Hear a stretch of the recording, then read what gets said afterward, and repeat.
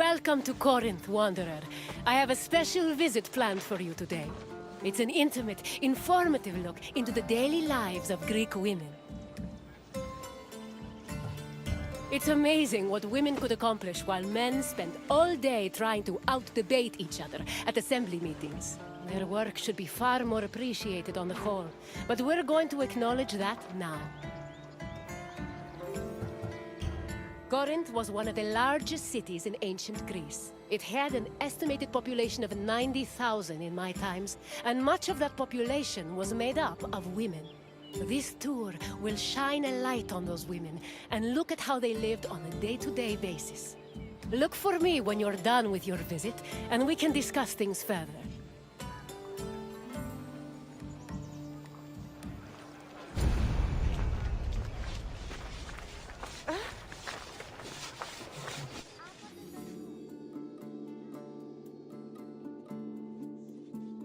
Young girls growing up in ancient Greek cities were usually raised by a nurse.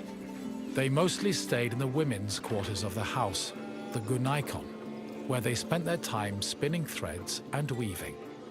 While there is not much historical evidence of young girls at play, especially compared to boys, it was still known to happen.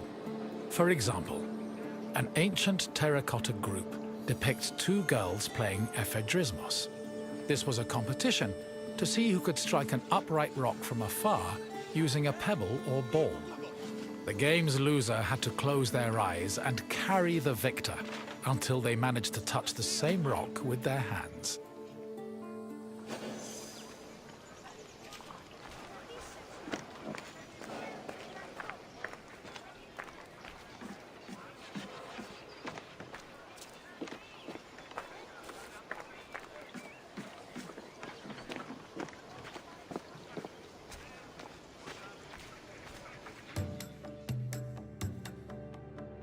For a young Greek woman, marriage was the culmination of their induction into society.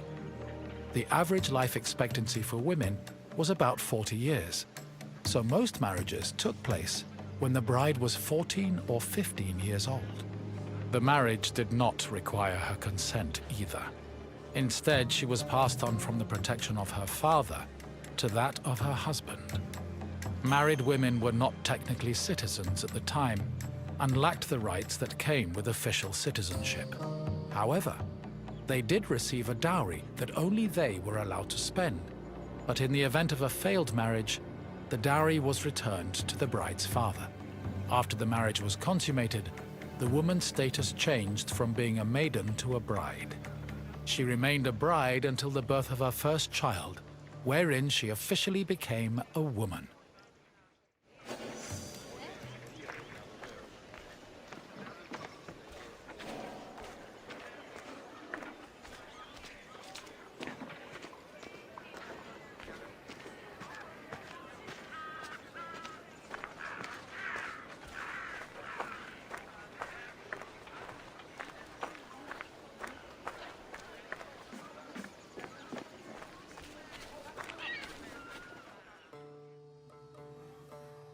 Women living in ancient Greek cities were essentially forbidden from participating in political life, and most aspects of their lives were controlled by men. Their most important responsibilities were running the household and giving birth to children, preferably boys. Most of the time, women's excursions outside of the house were limited to visiting other female neighbors, as per custom. The few exceptions to this strict rule were weddings, funerals, and religious festivals involving women in prominent public roles.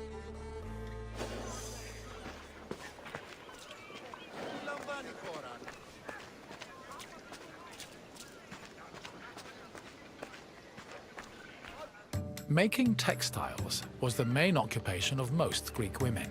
It was a woman's responsibility to manufacture clothing for each of her family members, as well as to weave other household textiles. Women with exceptional weaving skills were believed to make excellent wives, and weaving in general was seen as a very attractive quality. For example, Homer describes Odysseus's devoted wife Penelope as spending most of her days weaving at the loom. Similarly, Many Greek vases depicting women weaving were combined with images of a woman holding a veil, which was seen as the symbol of a bride.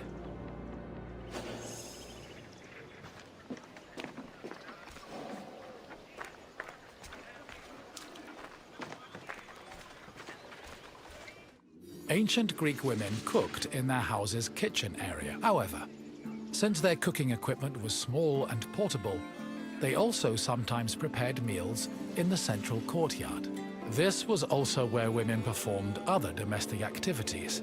These activities were rarely seen by visiting men or passers-by, because the architecture of classical Greek houses facilitated the social norm that women should never be seen at work.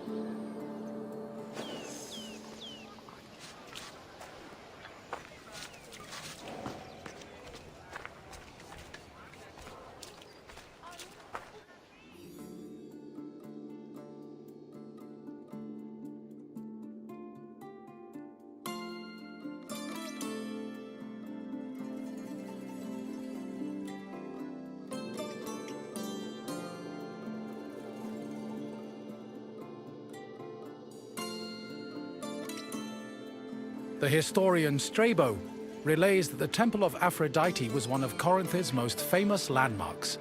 This was largely due to the temple's female patrons. These hetairai, as they were called, were donated to the goddess by both men and women. According to Strabo, the Temple of Aphrodite contributed greatly to Corinth's wealth. The hetairai were the temple's main attraction, and many visitors came to Corinth in search of their company, for which they spent frequently and frivolously.